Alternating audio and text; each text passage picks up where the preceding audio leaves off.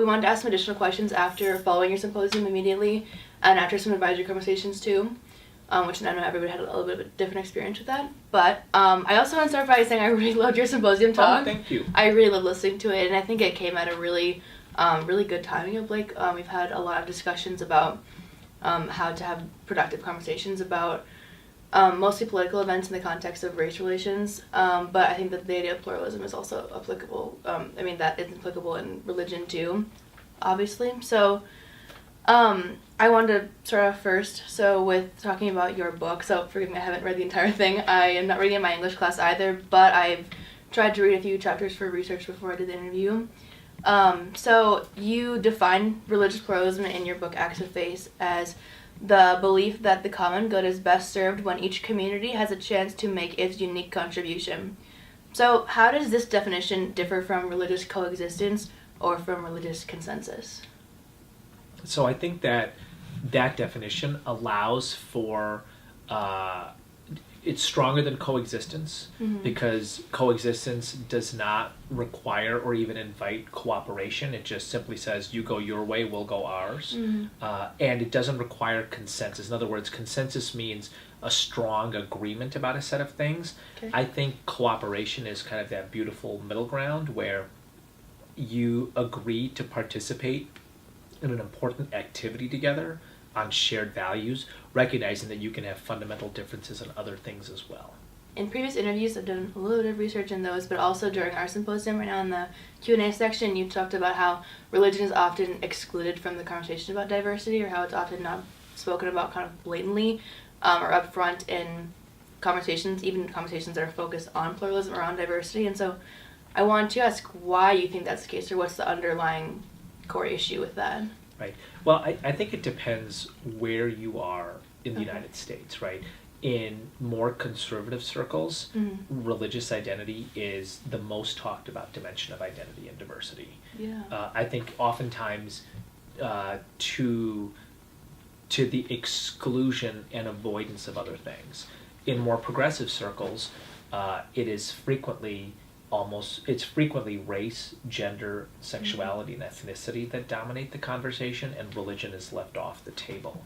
Why is that? I think that there's a lot of reasons, right? Number one, I think that it is the case in some progressive circles that there isn't a comfort with the vocabulary around religious identity and diversity.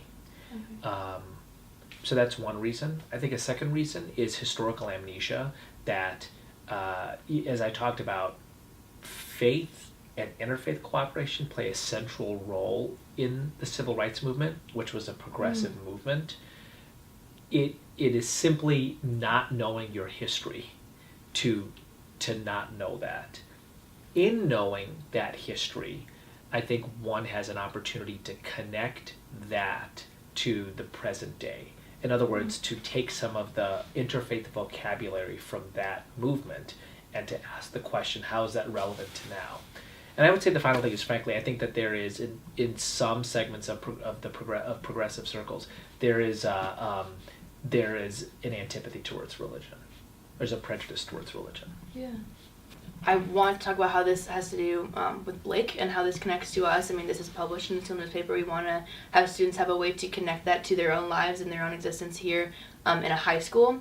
So one of the main questions that I think a lot of advisors also touched on is, how can these beliefs then be systematically or consistently implemented given the fact that Blake is a secular school? Right. Yes, and Blake is a school, right? Which is to say that part of what Blake does is it sets a standard of what it means to be an educated person. And it creates a curriculum and a set of co-curricular activities that attempt to nurture its student community to that standard. So, what should an educated person know about the world's different religions and the ways in which people who orient around religion differently interact with each other? Interfaith issues are not necessarily principally about the identities of the people involved. Not necessarily. They are also part of the definition of what it means to be an educated person. Mm-hmm. To not know about Gandhi's influence on King, to not know about Gandhi's deep Hindu faith and King's deep Christian faith, is simply to not be educated.